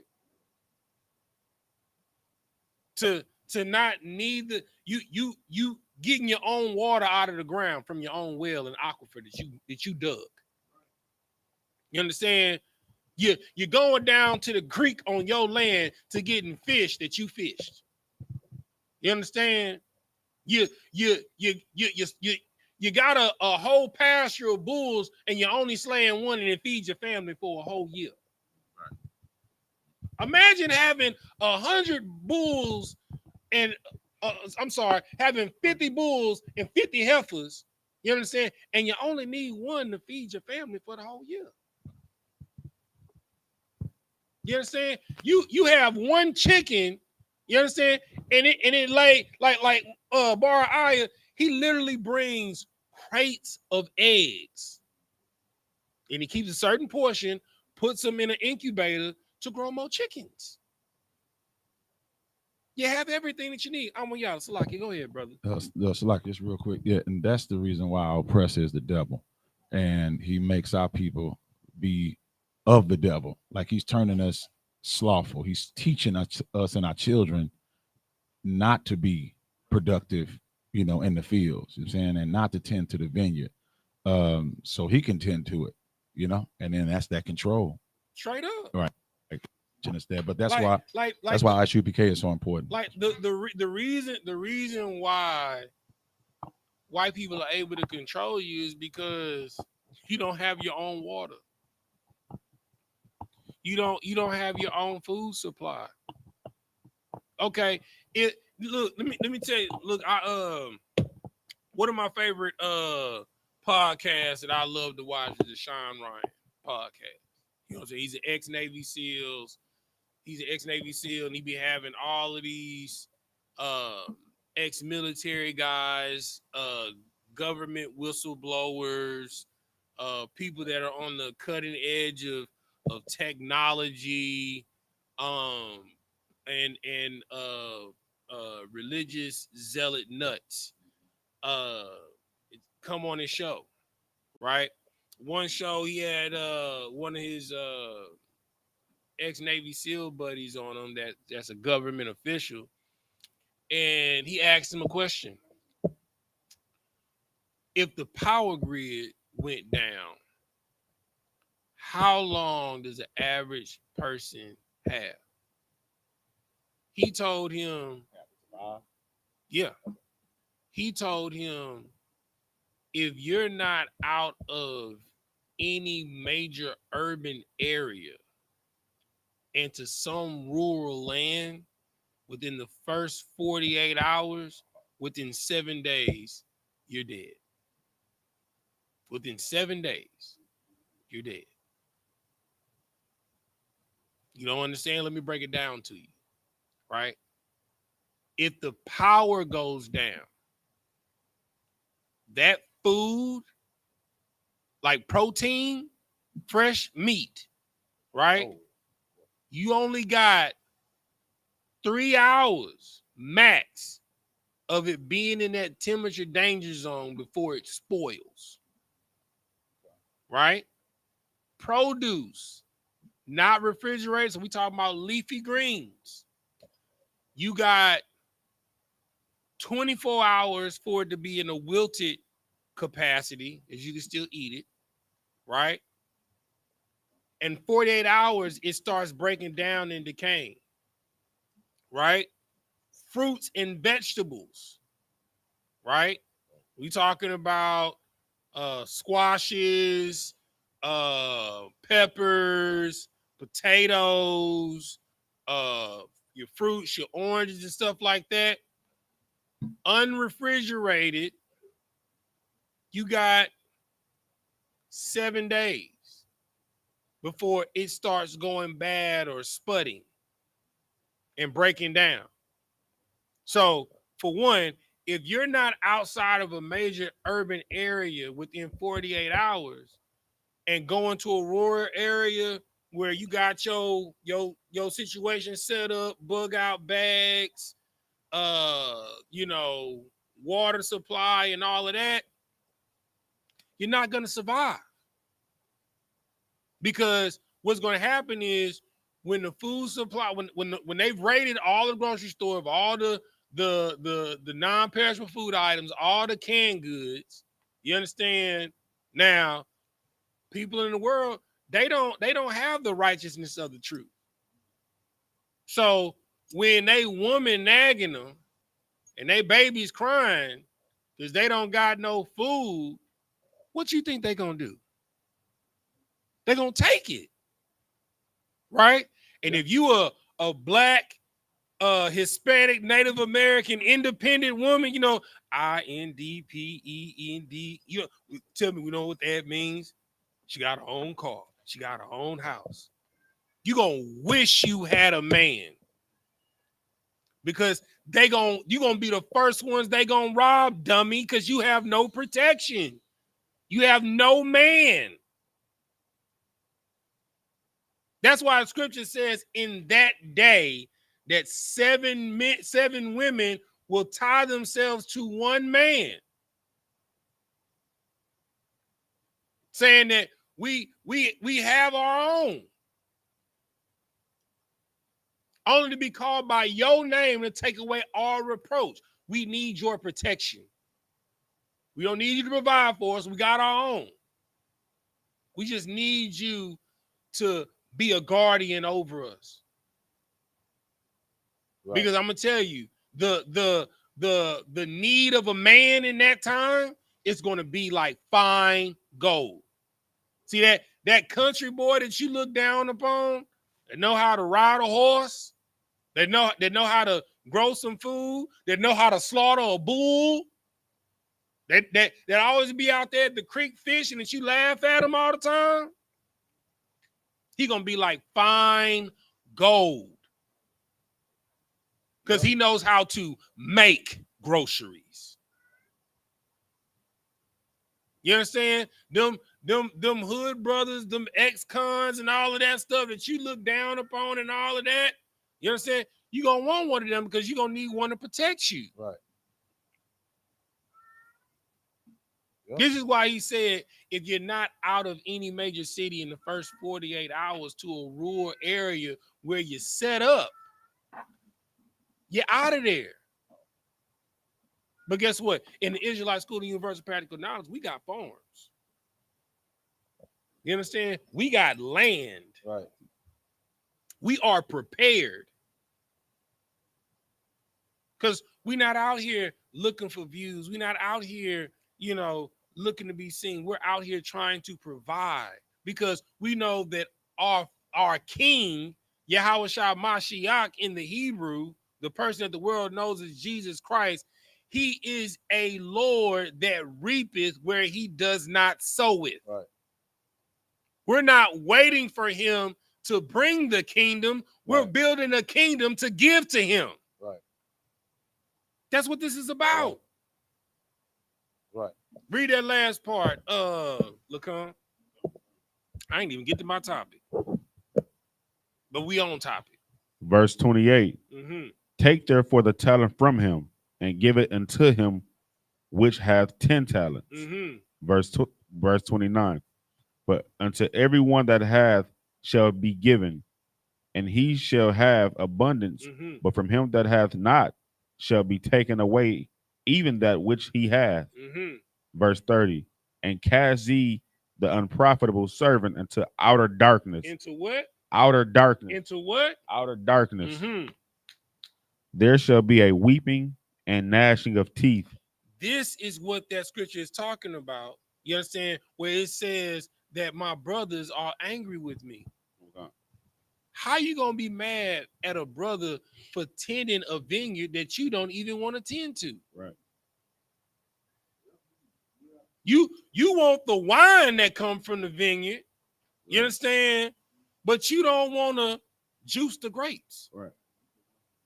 You just want the convenience of being able, let me go down to the cellar and get some wine. But then you're mad when your brother gets the #1 winery award in the world because he has all of these vineyards that you didn't want to take care of. Right. You're mad because he getting shine because he's been nothing but a servant.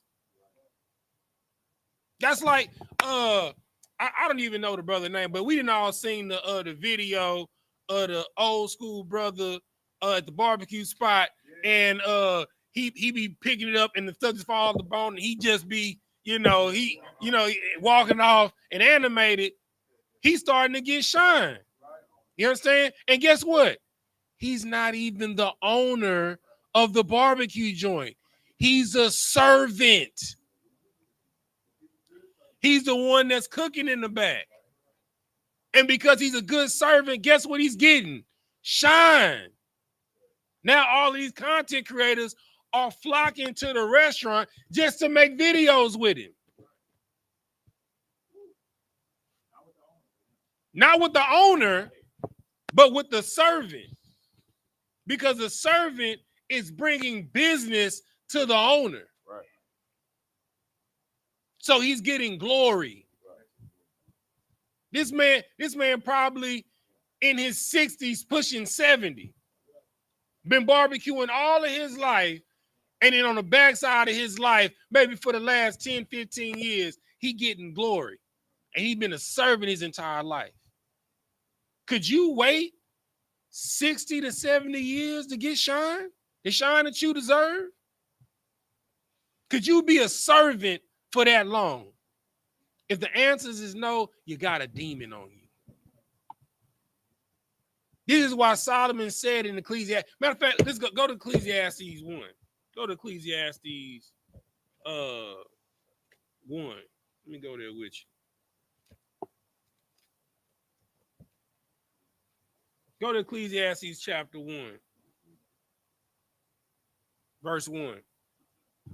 This is the book of Ecclesiastes, chapter 1, verse 1. Mm-hmm. The Lord of the preacher, the son of David, king in Jerusalem. This is Solomon.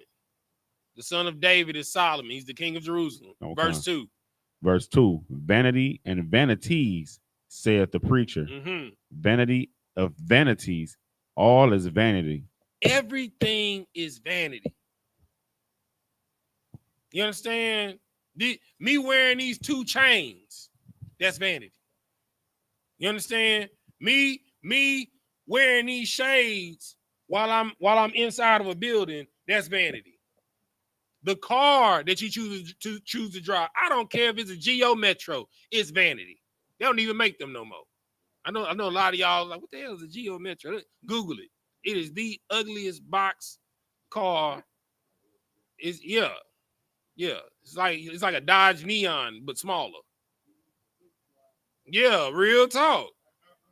Like a Geo Metro so small you could literally pick up the front end if you was on the football team.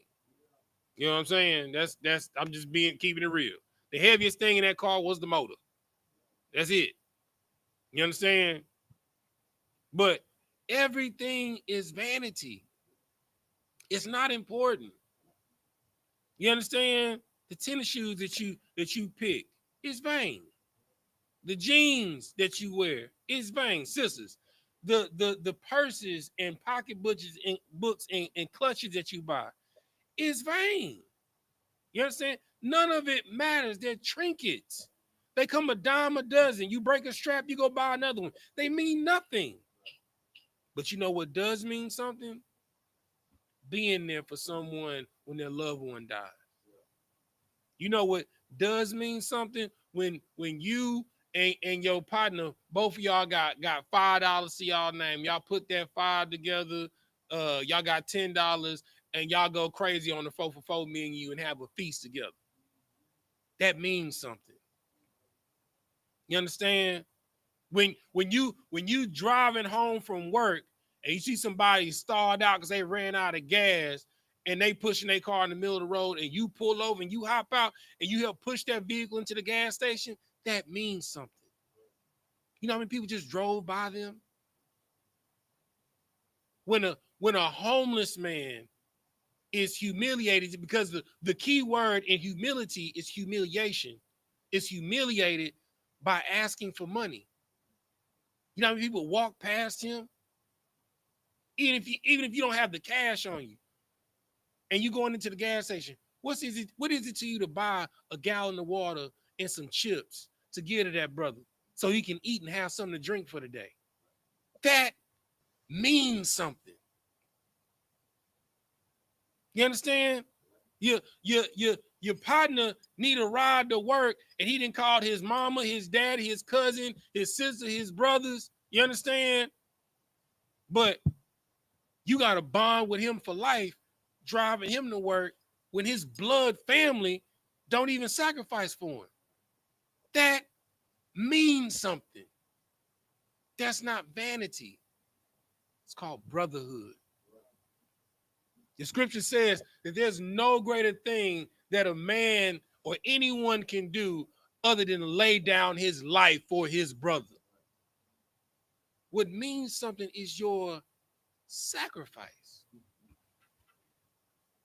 But like the scripture says, your sacrifice means nothing without obedience. Your sacrifice has to be rooted in righteousness. Like Christ said, when I was in prison, did you come and visit me? You want to know why he says that? Because that means something. You know how many brothers are behind the wall whose family has forgotten about them? Their wives have moved on.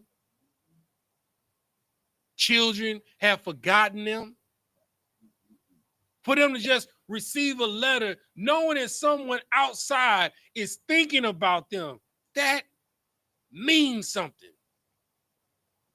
When Christ said, when I was hungry, did you feed me?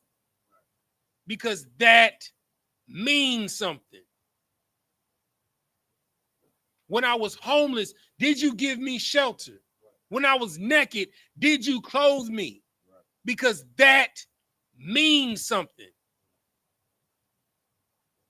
Yo, Tesla truck don't mean a damn thing. It's vanity. If you really, it's not a, it's the truck ain't live. It don't really look that cool. It's a block. It's a geometric cube. It's a deep freezer. Thank you. It's a deep freezer on wheels. You understand? It's a geometric deep freezer.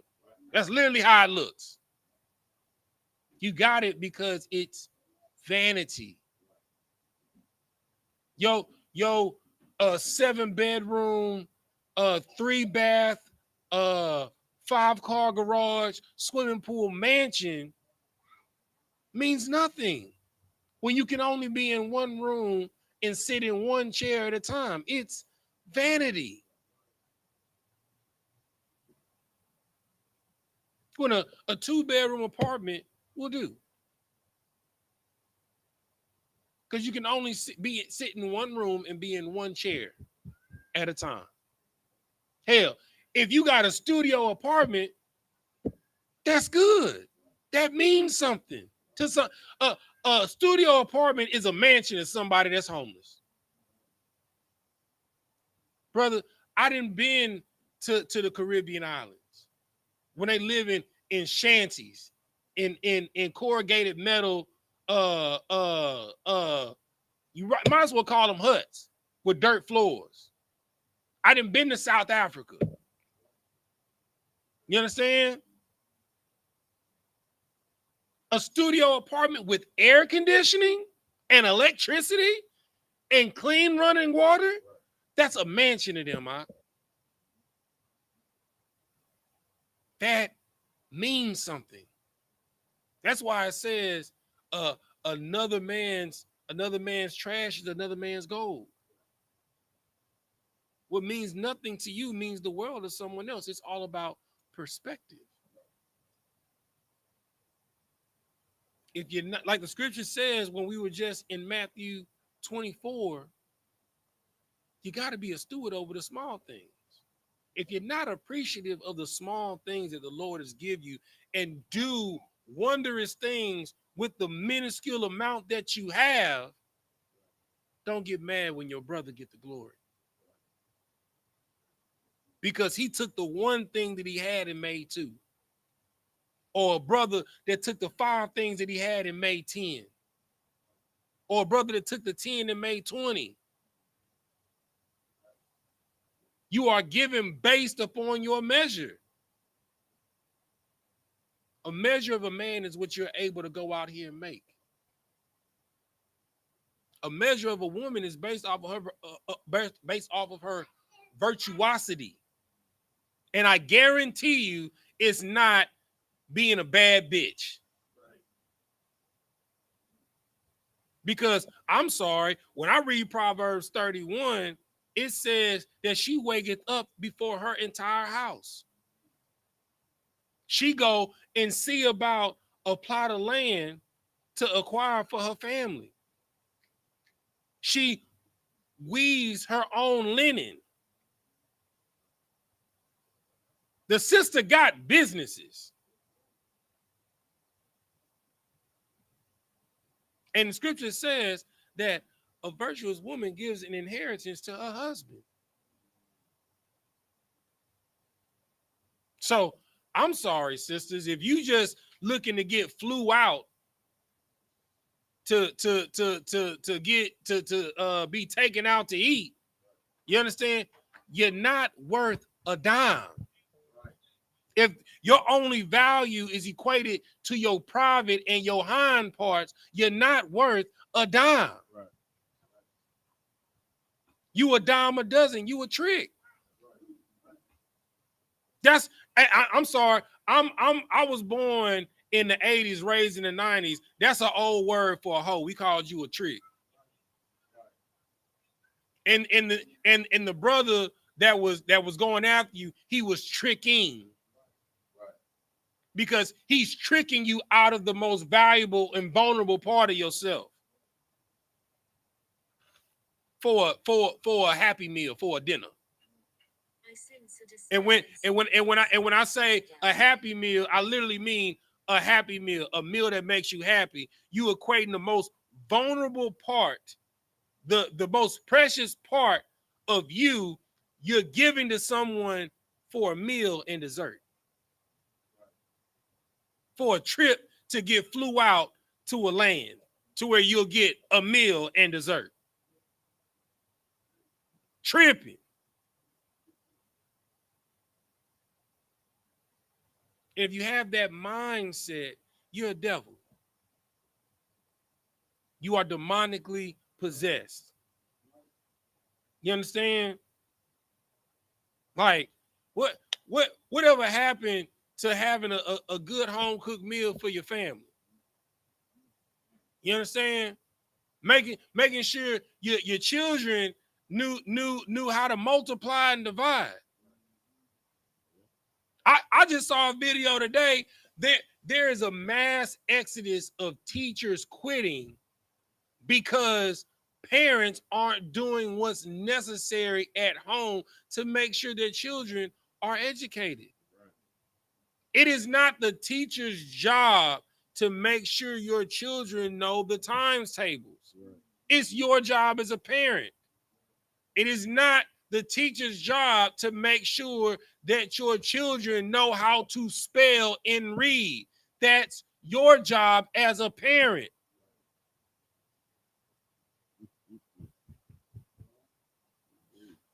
I'm talking about, if you don't believe me, just go on TikTok in the search bar and type in mass exodus of teachers from education system.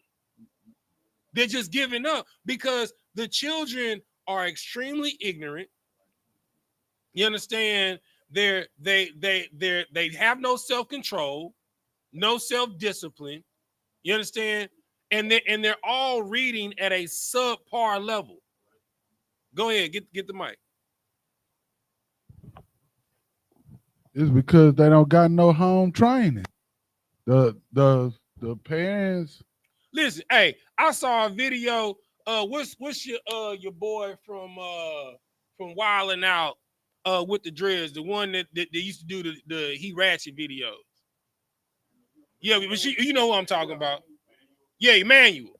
He did a skit where his son got called to the principal's office for a parent-teacher conference, and they asked him to read a sentence, right?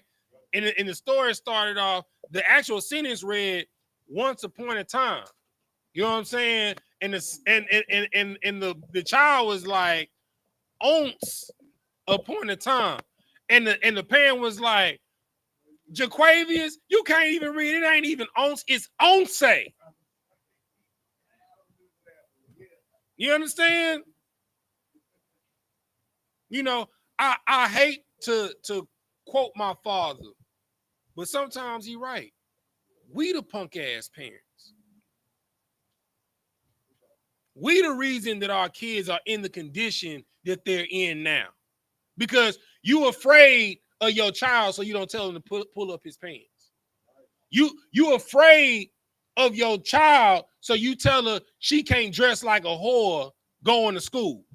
You afraid of your kids, so you tell them that they can't smoke weed in the house or smoke cigarettes or drink. What you got, brother? It's because they don't train the child up in the way that he should go from childhood. You know, a lot of us had children when we was children ourselves, and we didn't know nothing about life really, and the things that we did know about life was very childish itself. You get what I'm saying?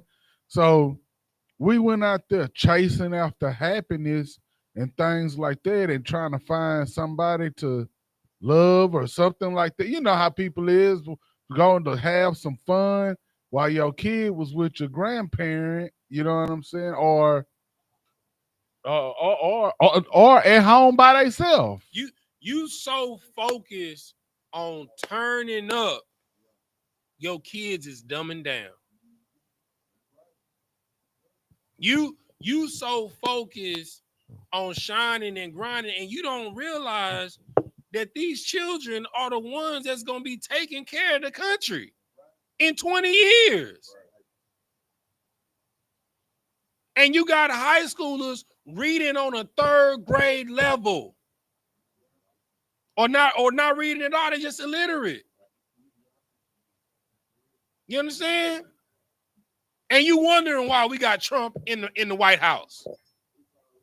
It's already happening. You got a dummy in the White House. A rich dummy. So all is vanity. The only thing that is of substance and the things that you remember in your life in value, the best memories that you have is from helping someone, being there for someone, celebrating someone. What is the point of going on vacation? You have no one to share it with. It goes all the way back to grade school. I bet my young bull, you didn't heard this saying before, sharing is caring, right? Right? Babies know that. A life is not worth living if you have no one to share it with. Right. And you're selfish if you're not sharing and sacrificing your life to build up your children. We are doomed. The scripture says we are destroyed for a lack of knowledge. And the gifts have destroyed our heart. WIC has destroyed our heart. Section 8 has destroyed our heart. Free lunch program has destroyed our heart. Public school system has destroyed our heart. Because you don't take any accountability and responsibility for your household because you expect someone to do it. You throw your drawers on the floor, you expect your woman to pick it up. You leave your dish in the sink because you expect somebody else to come and clean it up. You want to know why your house, why your life is in shambles? Look at your room. If you got a dirty room, you got a dirty life. If you got a dirty kitchen, you got a dirty life. If your house stinks, your life stinks. That's why the scripture says that this is the temple of the Most High God. Such is the microcosm, so is the macrocosm. All right. Anybody got any questions before we get out of here? Let's see if we got any questions online. Yeah, that's right. That's right, sis. You understand? Like people got to understand that if you're not willing to sacrifice, you won't have a life. Right. If you spend your whole check, every check, you're not going to have a retirement. Right. If you're not investing your money, you're going to work until you die. So sacrifice early to live the life you want to live at the end. You want to travel and all of that, you can do it. But you got to sacrifice on the front end. All right. And with that, we're going to say Amagium, which means to stand. Sar, which means to turn. We're going to do the Lord's Prayer first in Hebrew, then in English. Repeat after me. Abanawa, Shabbat Shemayim, Kodash, Hayah, Shemka, Yahweh, Malak with Ka, Taba'a, Ratazayaka, Haya, Aisha, Ba'arataza, Kawa, Haya, Bashamaya, Nathunlanawa, Lacham, Call, Yawam, Wasalak now, Kabawak now, Kasalak now, Kabawak you now, Wala'a, Tabia Iron now, Banasaya 1, Abal, Hawashaya now, Mayan, Rai, Kaya, Laka, Hamalakwa, Waha'Allah, Wahata Para, La Awalamium, Aman. In the English, our Father, which art in heaven, hallowed be thy name. Yahweh, thy kingdom come, thy will be done in earth as it is in heaven. Give us this day our daily bread, and forgive us our debts, and forgive us our debtors, and lead us not into temptation, but deliver us from evil. For thine is the kingdom, and the power, and the glory, forever. So be it. Sar, turn face to front. We'll give a courtesy salute to the brothers, then to the sisters. Men of Israel, Bani Shabbat, Maju, Rock, Yahweh Ba'ashim, Yahweh Shah Brakatah, Yadi Batak, Sar, turn face to sisters. Men of Israel, Bani Shabbat, Maju, Rock, Yahweh Shemar Thou Ba'ashim, Yahweh Shah. Yadi Batak, dismiss.